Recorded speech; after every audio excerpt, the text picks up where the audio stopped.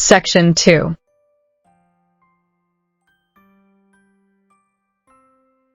1. Homer and the birth of the West. 2. The Mediterranean cradle of civilization. 3. The age of heroes and the Iliad. 4. The Odyssey, a journey of the self. 5. The role of myth in Greek society. 6. From myth to polis.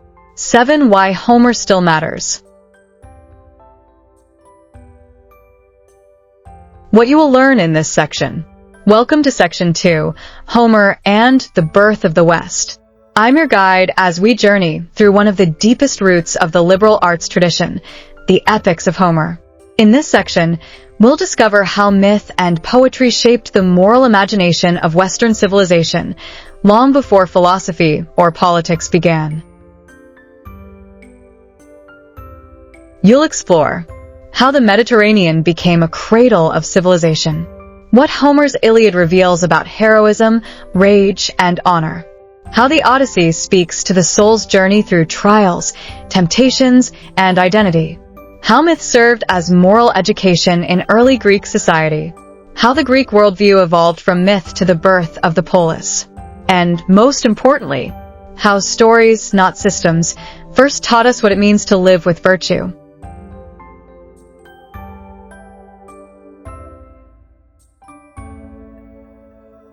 These epics are not just literary treasures. They are mirrors, reflecting the struggles, hopes, and questions of the human heart. And that's where our study of liberal arts truly begins.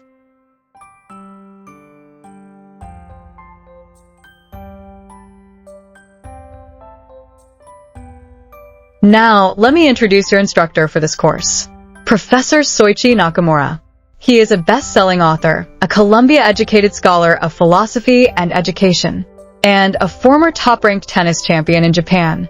Professor Nakamura brings a rare blend of intellectual depth and real-world experience, connecting the ancient wisdom of the West with the spiritual questions of today. In this section, he will guide you through Homer's epic vision, a world of gods, heroes, and myths, and reveal how it still shapes our deepest ideas about virtue, identity, and the soul.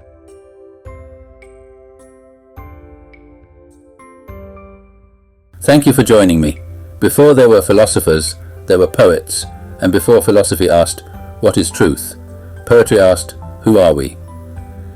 In this section, we return to the very beginning, to a world shaped not by laws or logic, but by stories. Homer's Iliad and Odyssey are not just old books, they are living voices. Voices that still call us to courage, to reflection, and to virtue. As we read them, we are not just looking at the past, we are listening to the foundations of our own civilization. Let's begin, not with systems or theories, but with a tale of rage, a war over honor, and a hero who loses himself in order to find his way home.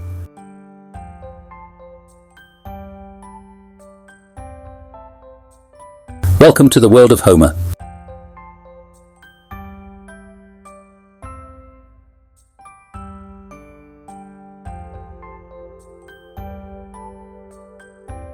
Welcome to Section 2, Homer and the birth of the West. In our modern world, we take many things for granted. The idea of a citizen, the concept of personal honor, or even the right to speak and act freely. But where did these values come from? To trace their origins, we must journey back nearly 3,000 years, to the ancient Mediterranean, where Western civilization first took root. It was not born in a palace or a parliament, but in poetry, in the epics of a blind bard named Homer.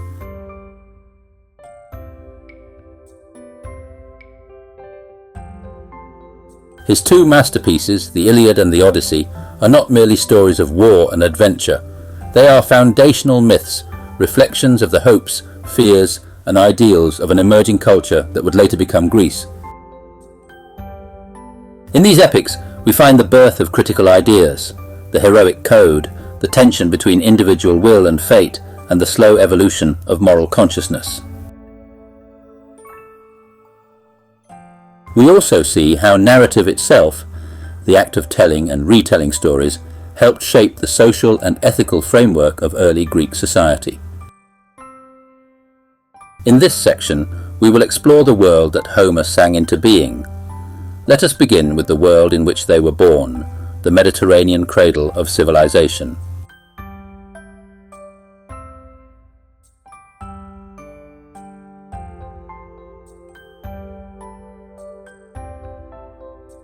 Sing, O muse of the wrath of Achilles. With these immortal words, Homer begins the Iliad, not with triumph, but with rage. The Iliad is set in the final weeks of the Trojan War, a conflict between the Achaeans, Greeks, and the Trojans, sparked by the abduction of Helen, wife of Menelaus, by the Trojan prince Paris. But this is no simple war story. It is a window into the soul of ancient man, a drama of honor, pride, fate, and divine will.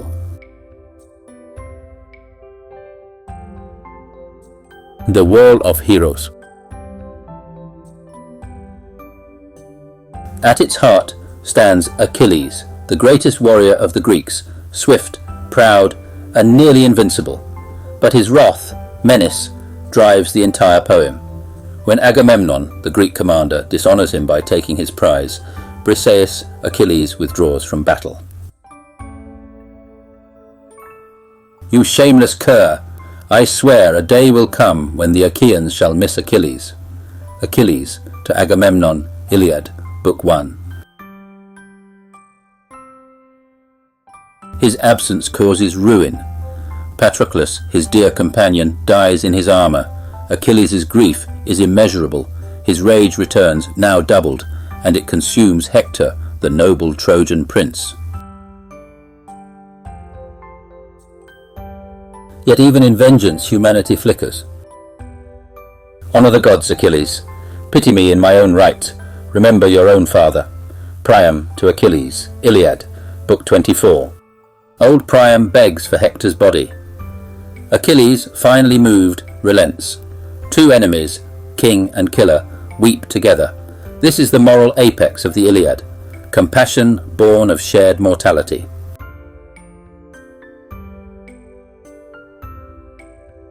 The gods among men. But humans do not act alone. The gods of Olympus are ever present, not distant deities, but characters with motives, rivalries, and passions. Zeus, king of the gods, presides over fate, but often hesitates. Do as you will, but none can escape fate. Zeus, Book 16. Hera, queen of the gods and protector of the Greeks, schemes behind her husband's back. Athena, goddess of wisdom, guides warriors in battle, often on the Greek side. Apollo, the archer god, supports the Trojans and spreads plague among the Greeks. The gods argue, manipulate, even descend into battle, but they cannot change fate. Even Zeus admits, I cannot save my son Sarpedon, his hour has come. Zeus, Book 16. Heroism and tragedy. The Iliad offers no easy morals. It shows courage, but also pride, loyalty, but also cruelty. The hero is not perfect. Achilles is both magnificent and terrifying. Hector is noble and doomed. Even Helen, the supposed cause of the war, voices sorrow. Would that I had died before this. I brought nothing but ruin. Helen, Book 6. Everyone suffers. That is the deeper truth of the Iliad. In war, no one truly wins. Yet in this suffering, there is insight into pride, loss, and what it means to be human.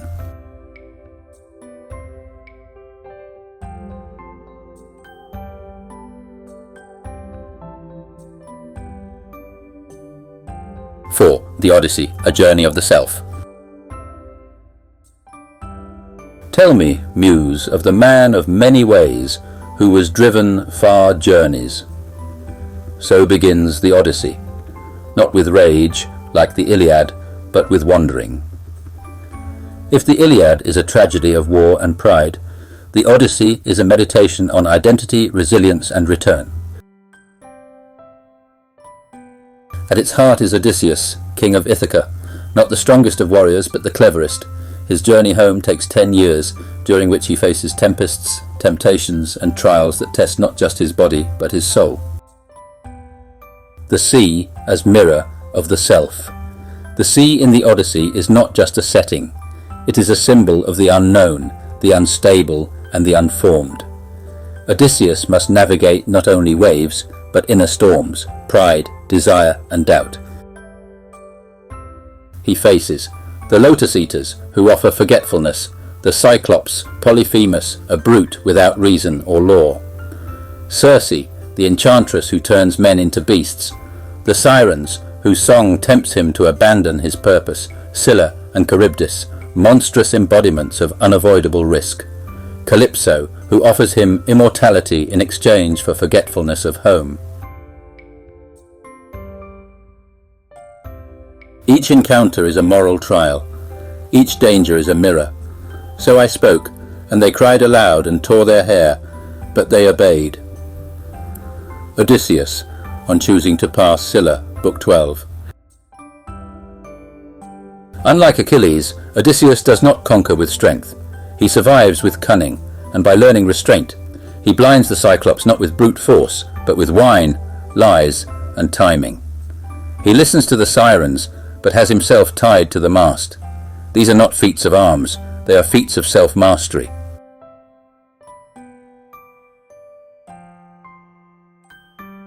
The gods in the Odyssey.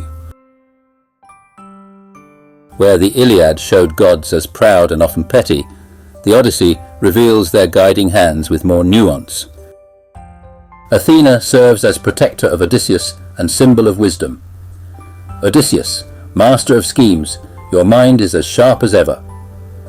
Athena, Book 13. Poseidon, god of the sea, is his divine antagonist, punishing him for blinding Polyphemus. Hermes delivers the message that sets him free from Calypso's island. Zeus declares the final balance between justice and mercy. Divine favour must be earned, not assumed. Odysseus prays, sacrifices, suffers. He grows. Return and recognition. When Odysseus finally returns to Ithaca, he is not recognized. He must earn back his place, not by force, but by patience and intelligence. He disguises himself, tests the loyalty of servants, and plans the downfall of the suitors who have overrun his house. Bear up, old heart, you've borne worse than this. Odysseus, Book 20. Only when he proves his identity with the bow, no man else can string, does he reclaim his name. But the Odyssey ends not with vengeance, but with peace, a hard-won restoration of order. Why it still matters. The Odyssey is not just a journey through lands, it is a journey through the soul. It teaches us to remember who we are, to master ourselves in moments of temptation, to endure loss without losing heart, to value home, loyalty, and love over glory. It is the first great Western story of the individual, alone, tested, and transformed. There is nothing nobler, nothing more admirable than when two people who see eye to eye keep house as man and wife. Odyssey, Book 6. That is why the Odyssey still speaks to us, not just as literature, but as a guide to the journey of becoming fully human.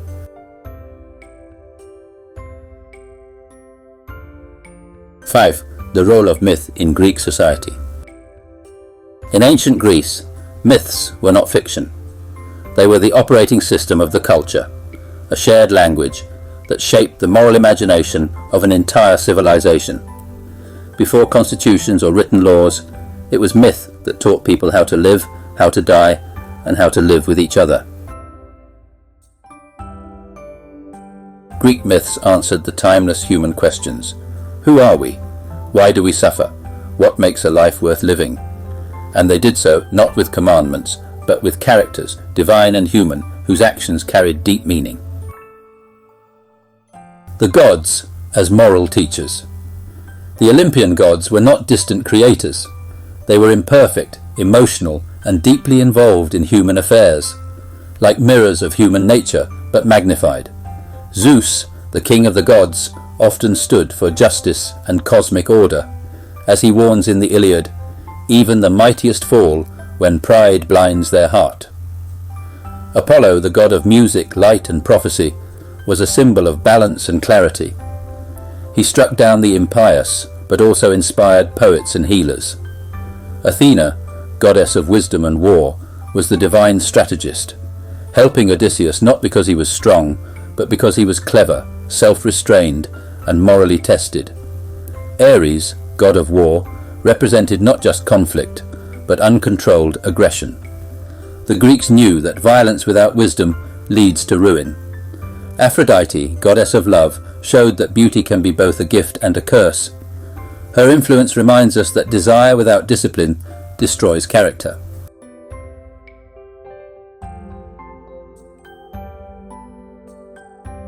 These were not Sunday school lessons, they were living myths, reflected in temples, plays, sacrifices, and everyday speech. Ethics through example. The myths did not preach. They dramatized. They told of heroes punished for arrogance. Niobe, who boasted of her children and lost them all. Pentheus, who mocked the gods and was torn apart by his own mother in a divine frenzy. They warned of the limits of human ambition. Prometheus, who defied Zeus by stealing fire for mankind, was chained to a rock, a symbol of suffering for the sake of progress. They honored virtues like hospitality, courage, humility, and loyalty. In the Odyssey, when Odysseus returns disguised and tests his servants, it is the humble swineherd Eumaeus who remains faithful, a reminder that character, not rank, is what matters.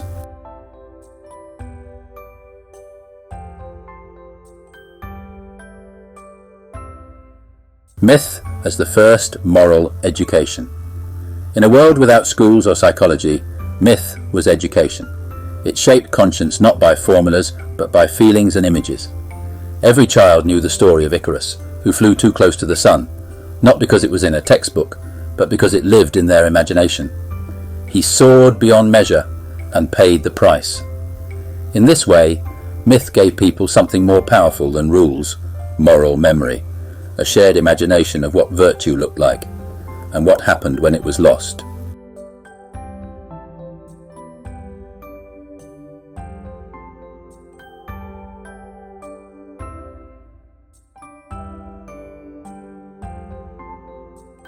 Six, from myth to polis.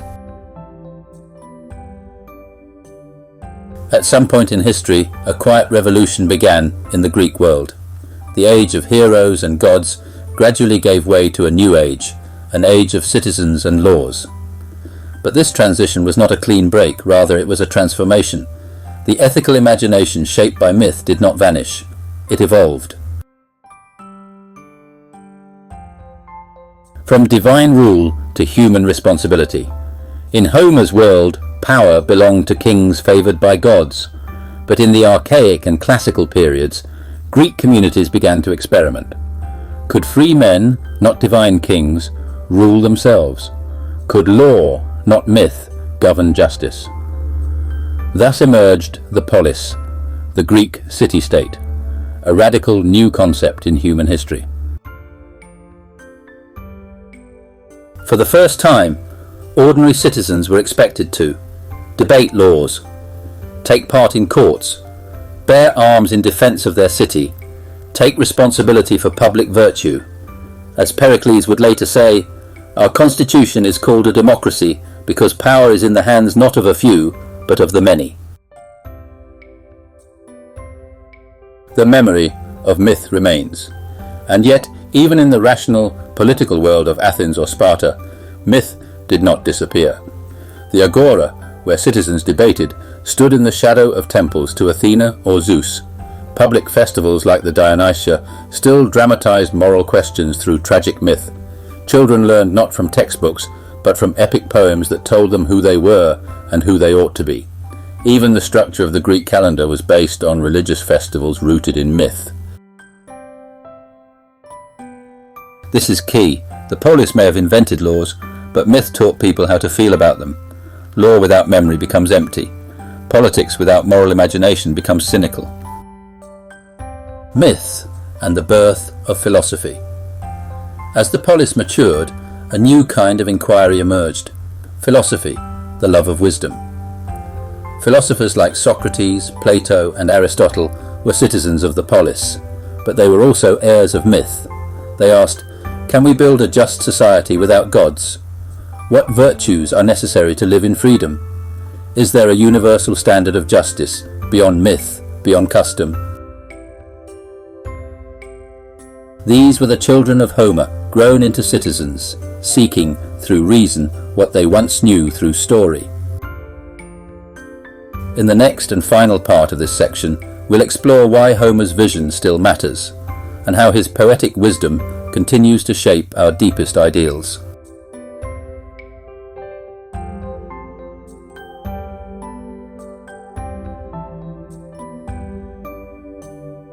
More than 2,700 years have passed since Homer's words were first sung, and yet his voice still echoes, not because of the battles, not because of the gods, but because of the questions he dared to ask, and the truths he dared to show.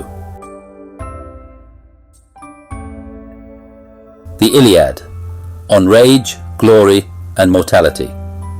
The Iliad is not just a war story. It is a meditation on the cost of pride, the nature of honor, and the tragedy of rage. Its first word in Greek is telling, menin, wrath. The wrath of Achilles, a divine, beautiful, and terrifying man who refuses to fight after his honor is wounded. Sing, goddess, the wrath of Achilles, son of Peleus, that brought countless pains upon the Achaeans. What follows is not glory, but grief. Achilles kills Hector, yet is left empty. He returns Hector's body to Priam, not in triumph, but in shared sorrow, a moment of profound human dignity. What does it mean to win if the soul is in ruins? The Odyssey, on identity, longing, and the human soul. The Odyssey is more than a homecoming. It is a map of the human heart. Odysseus's trials, the Cyclops, Circe, the Sirens, Scylla, and Charybdis are not just monsters, they are metaphors for temptation, despair, and fear. Tell me, Muse, of the man of many ways who was driven far journeys after he had sacked Troy's sacred citadel. He resists pleasure. He endures loss. He chooses his identity, not as a conqueror, but as a man who longs for home. The Odyssey teaches us the greatest journey is not across seas, but into the self. Homer's lasting legacy. Homer's poems remind us that even gods are bound by fate, that even heroes cry, that suffering, pride, and longing are part of what makes us human. He does not give us commandments, he gives us mirrors. In Achilles we see our anger, in Hector our duty, in Odysseus our struggle to remain whole in a broken world. Of all creatures that breathe and move upon the earth, nothing is bred that is weaker than man. Odyssey, Book 18. And yet, man chooses, man endures, man creates meaning. This is why Homer still matters, not because he is ancient, but because he is eternally human.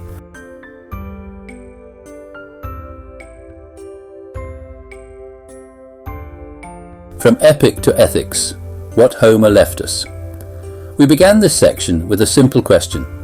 Where did the liberal arts begin? And we found the answer not in laws or institutions, but in stories. In the poetry of Homer, we saw how the Greeks explored honor, rage, suffering, and homecoming. We met gods who acted like humans, and humans who sometimes rose to the divine.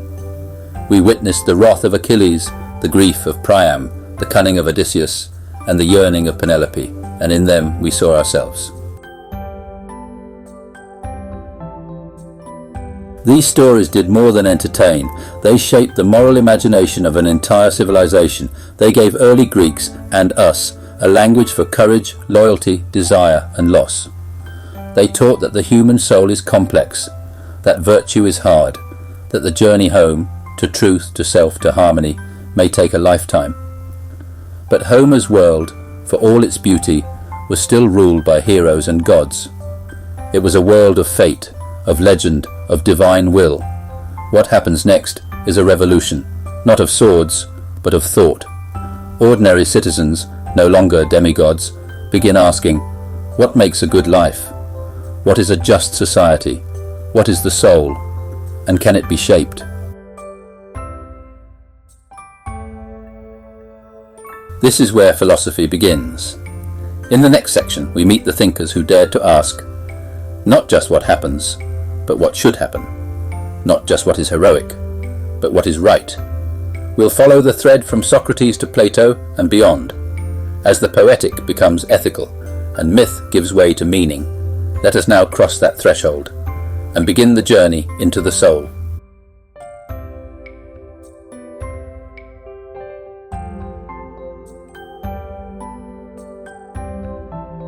Key takeaways from Section 2.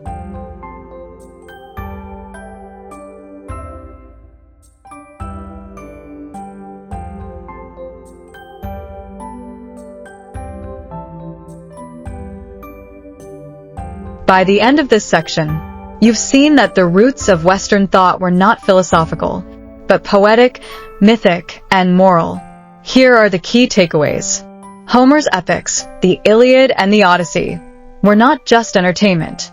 They were moral maps, shaping how early Greeks understood courage, fate, loyalty, and honor. The gods of Olympus were not distant deities. They were characters within the story of human life, modeling power, justice, love, and sometimes chaos. Myth was not opposed to reason. It was the seedbed from which philosophy would grow. Through stories, people explored life's deepest questions long before Socratic debate began. The transition from myth to polis was not a rejection, but an evolution. From sacred tales to civic values, from kings to citizens. The liberal arts tradition begins here, not with definitions but with imagination. Because before we can define virtue, we must first desire it. And before we can build a just society, we must ask what kind of soul can sustain one.